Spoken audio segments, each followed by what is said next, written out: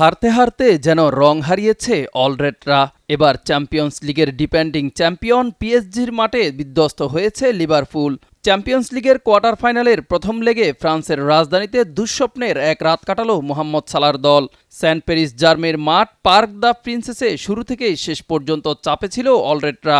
Scoreline 2-0 হলেও ম্যাচের চিত্র বলছে ব্যবধানটা আরও বড় হতে পারত। আর্নে স্লটের দল যেন নিজেদের ছায়াকেই খুঁজছিল পুরো ম্যাচ জুড়েই।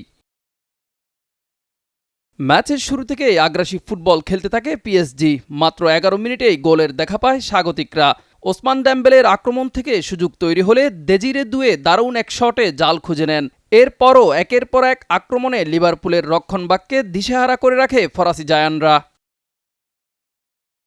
প্রথমার্ধে একাধিক নিশ্চিত গোলের সুযোগ তৈরি করেও ব্যবধান বাড়াতে পারেনি পিএসজি।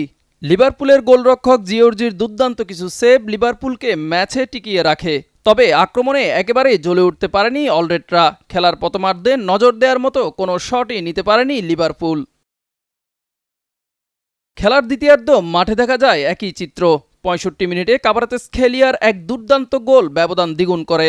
পুরো ম্যাচে 74% বল দখলে রেখে 18টি শট নিয়ে পিএসজি যেন একতরফা আধিপত্যই দেখিয়েছে নিজেদের মাঠে। শেষ দিকে আরও কয়েকটি সুযোগ পেলেও গোল বাড়াতে পারেনি পিএসজি। অন্যদিকে লিভারপুল যেন ছন্দ হারিয়ে দিশেহারা হয়ে পড়ে পিএসজির মাঠে। এবার ফিরতি লেগে লিভারপুলের ঘরের মাঠ অ্যানফিল্ডে কতটা ঘুরে দাঁড়ানো সম্ভব তা দেখার অপেক্ষায় লিভারপুলের ভক্তরা। মিজান ফারাবী, দিগন্ত স্পোর্টস।